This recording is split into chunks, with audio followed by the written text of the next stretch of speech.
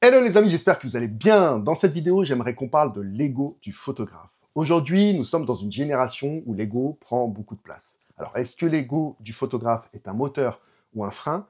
Il y a beaucoup de choses à dire dans cette vidéo. Restez bien jusqu'à la fin de la vidéo pour avoir un maximum de conseils et de ne pas rater les plus importants.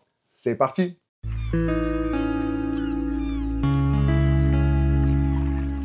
Avant tout, l'ego, ce n'est pas forcément une chose négative. C'est en premier lieu ce qui nous pousse à nous améliorer, à chercher la reconnaissance et à nous démarquer. On a tous envie de prouver qu'on est capable de faire de belles images, c'est normal, mais attention, il faut savoir utiliser l'ego à bon escient. J'ai remarqué que dans le milieu de la photographie, beaucoup de photographes et influenceurs ont un ego surdimensionné. Alors, je ne comprends pas comment une personne ne peut pas rester modeste et à l'écoute de n'importe quelle personne sans regarder son statut social, ni si elle a énormément de followers. C'est vrai, une personne avec 50 followers et qui fait du super travail n'est pas écoutée de la même manière qu'une personne avec 100 000 followers. À un certain moment, son propre ego doit être mis en question. Au sujet de l'écoute, souvent, nous sommes particulièrement influencés sur les réseaux sociaux par ce qu'on appelle les influenceurs.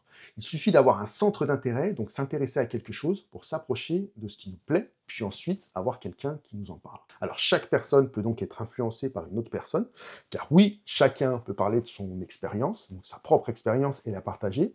C'est pas forcément sur un support vidéo uniquement, cela peut être également avec n'importe quel support, un livre, un magazine, ou même lors d'une discussion avec une autre personne. Par contre, l'expérience de l'un n'est pas l'expérience de l'autre. Chacun vivra la sienne. En soi, l'influence n'est pas une mauvaise chose si elle présente un intérêt positif. Alors cela permet d'obtenir des recommandations, des avis, par exemple sur ce qu'on recherche et bénéficier de l'expérience des autres. Alors je vais vous donner un exemple en vous racontant un peu une expérience. Voilà, il y a quelques temps, on m'a contacté au sujet d'une formation photo, donc une personne qui voulait suivre une formation mais qui ne connaît rien à la photographie et qui n'a pas d'appareil photo.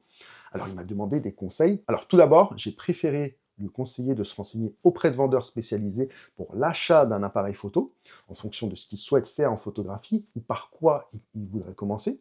Donc je l'ai donc dirigé vers une boutique que je connais bien à Lyon. Alors la personne souhaitant se professionnaliser, autant choisir un boîtier en le prenant en main, en le testant un peu, puis revenir ensuite pour avoir une formation personnalisée en fonction du boîtier qu'il aura acheté.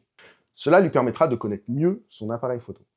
Dans cet exemple, c'est aussi quelque part un système d'influence, car de par mon expérience, je le conseille et le dirige vers quelque chose. Ce que je veux bien définir ici, c'est que l'influence que peut avoir une personne peut très bien être positive si elle est bien appliquée. Alors ici, quel est l'impact sur l'ego? Tout simplement, si la personne écoute le conseil, l'ego est satisfait, sinon il peut créer une frustration. Ce qui me dérange avec l'ego surdimensionné de la plupart des photographes, c'est que certaines personnes font des photos, mais ne se remettent jamais en question et se permettent de critiquer le travail des autres. Alors cela peut poser un problème dans les relations avec les autres personnes et même avec les clients si vous êtes professionnel. L'ego souhaitant nous protéger à la base, il peut devenir un frein si on ne le remarque pas. Et quand l'ego prend trop de place, nous pouvons facilement refuser la critique constructive, rejeter tout retour négatif, ce qui peut bloquer la progression dans un domaine. Alors il y a d'autres points qui peuvent être négatifs pour l'ego. Je vais vous donner quelques exemples. Se comparer aux autres en permanence, donc plutôt que d'être inspiré, il y a un risque de tomber dans l'envie ou la frustration. Penser qu'on a tout compris, donc la photographie évolue et rester bloqué sur ses acquis, c'est risquer de stagner.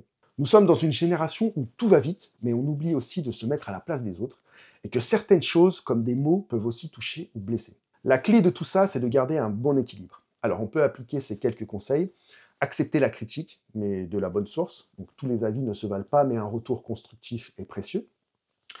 Se comparer à soi-même, donc regarder ses anciennes photos et observer le progrès, et bien garder une mentalité d'apprentissage, même les plus grands photographes continuent d'expérimenter et d'apprendre. Dans le domaine de la photographie, sur les réseaux sociaux, il peut y avoir confusion entre faire de la photo et être photographe. Beaucoup de personnes s'approprient le titre de photographe en se faisant passer pour un vrai photographe. Il ne suffit pas simplement de faire de la photographie pour s'appeler photographe.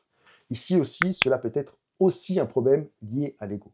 Alors, je ne parle pas de choisir la catégorie photographe sur Instagram, car elle englobe la photographie aussi, mais bien ceux qui indiquent qu'ils sont photographes sans l'être vraiment, car ils font de la photographie. Ne pas oublier que le titre de photographe est un métier et indique clairement que vous êtes disponible pour la photographie. Cependant, si vous êtes professionnel et vous voyez quelqu'un aller dans ce sens, on pourrait croire que cela nuit au métier. Mais en vérité, si vous avez quelqu'un qui contacte la personne dans un but professionnel, la personne verra tout de suite si elle est pro ou non. Pourquoi? Car être photographe, c'est aussi proposer clairement des prestations et avoir une grille tarifaire, proposer des devis, etc. C'est aussi du marketing, ce n'est pas juste faire des photos. Alors, que voulez-vous vraiment faire? Voulez-vous vraiment investir le titre de photographe ou juste satisfaire l'ego en lui faisant croire? Si vous voulez devenir photographe, formez-vous, que ce soit en autodidacte ou autre, mais si vous ne voulez pas que l'on profite de vous, il faut vous renseigner correctement. Quelqu'un peut très bien profiter de vous en vous faisant croire que vous allez gagner en visibilité en échange de lui faire des photos, ce qui est totalement faux.